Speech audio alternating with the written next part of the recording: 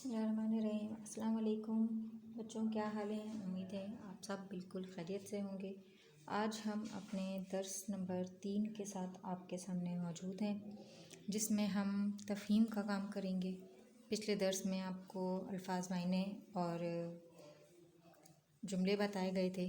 آج ہم اپنے سوال جواب کریں گے۔ دیے ہوئے سوالات کے جوابات لکھیں۔ میں آپ کو اورلی بتاؤں گی، آپ لوگوں نے وہ لکھنے ہیں اپنی کاپیوں میں۔ خدائی سے کیا مراد ہے؟ خدائی سے مراد اللہ تعالیٰ کی تمام مخلوق جسے اللہ نے بنایا ہے۔ شاعر نے حمد میں کیا دعا مانگی ہے؟ ہم نے یہ حمد پڑھی ہے نظم، اس میں شاعر نے اللہ تعالیٰ سے کیا دعا مانگی ہے؟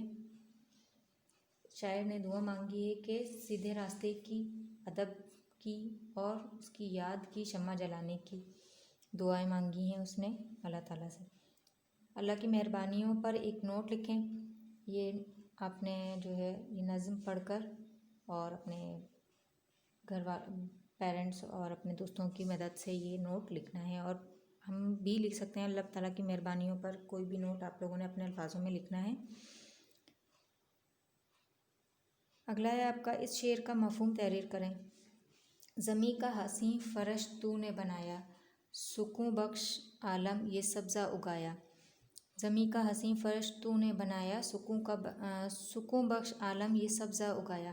تو بچوں، جب ہم نظم پڑھ رہے تھے تو اس کی تفصیل جو ہے ہم نے اس میں ڈسکس کی تھی، تو آپ اس کو دوبارہ سن کر وہاں سے آپ نے اس کی جو تشریح ہے یا مفہوم ہے اس کا، جو کہ کیا کہہ رہا ہے اس بارے میں شاعر ہمارے، وہ آپ نے لکھنی ہے۔ حمد میں دی ہوئی اللہ تعالیٰ کی تخلیقات میں سے 5 کے نام اور ان کے بارے میں 2 جملے لکھیں۔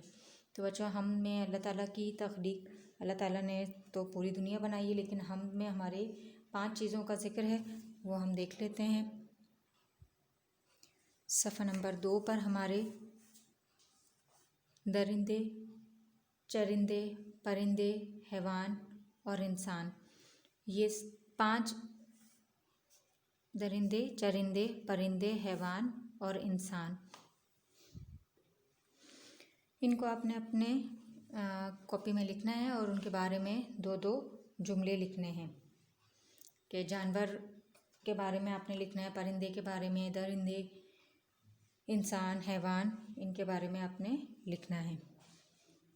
اگلا ہمارا کام ہے بچوں کہ اس میں معرفہ کی اقسام آپ کو بتانی ہے۔ اس میں معرفہ کی اقسام کے بارے میں ہم ڈسکس کریں گے کہ اس میں معرفہ کیا ہوتا ہے۔ اس میں معرفہ کسی بھی خاص نام، کسی بھی شخص، چیز یا جگہ کا کوئی خاص نام، جیسے ہمارے ملک کا نام پاکستان، قائد اعظم محمد علی جناح، یہ خاص نام ہے۔ علامہ اقبال، یہ خاص نام ہے۔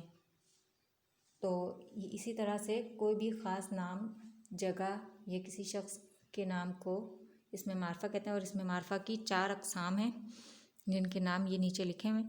اس میں علم، اس میں ضمیر، اس میں اشارہ، اس میں موصول یا ضمیر موصول۔ اس میں علم میں کیا ہوتا ہے بچوں کہ اس میں علم میں کسی بھی خاص چیز، جگہ یا شخص کا نام ہوتا ہے، جیسے ہم نے اس میں معرفہ میں پڑھا تھا، جیسے قائد اعظم، علامہ اقبال، پاکستان، مسلمان، یہ خاص نام ہے۔ اس میں ضمیر، جو اسم کی جگہ استعمال کیے جائیں، جیسے ہم کوئی جب بات کر رہے ہوتے ہیں کہ علی نے کھانا کھایا، وہ اسکول گیا، اس نے کام کیا، وہ کھیلنے گیا، اس طرح سے جو ہم نام کی جگہ جو الفاظ استعمال کریں، جیسے وہ، یہ، انہیں وغیرہ، یہ اس میں ضمیر کہلاتے ہیں۔ اس میں اشارہ میں کیا ہوتا ہے بچوں؟ اس میں اشارہ میں ہم کسی بھی چیز کی طرف اشارہ کر رہے ہوتے ہیں، اس میں بھی ہمیں یہی الفاظ آتا ہے، وہ، یہ، ادھر، وغیرہ وغیرہ، کہ کسی بھی چیز کی طرف اشارہ کرنا اس میں اشارہ کہلاتی ہے۔ جیسے یہ کتاب ہے، وہ پینسل ہے، وہ درخت ہے، وہ پہاڑ ہیں، یہ گھاس ہے، یہ ساری جو ہیں اس میں اشارہ میں آ جاتی ہیں۔ اس میں موصول، یہ اس میں ضمیر، اس میں موصول جو ہے کوئی بھی جملہ ہمارے 2 جملوں کو ملا کر کے بیچ میں لکھنے والا، مطلب دو جملوں کا ایک سینس بنانے کے لیے جو ہم الفاظ استعمال کرتے ہیں وہ اس میں موصول کہلاتا ہے. جیسے ہم اگر دو جملے بولیں کہ علی صبح اٹھا کیونکہ اسے اسکول جانا تھا. علی صبح اٹھا کیونکہ اسے اسکول جانا تھا. اس میں کیونکہ اس میں موصول ہے. اسی طرح سے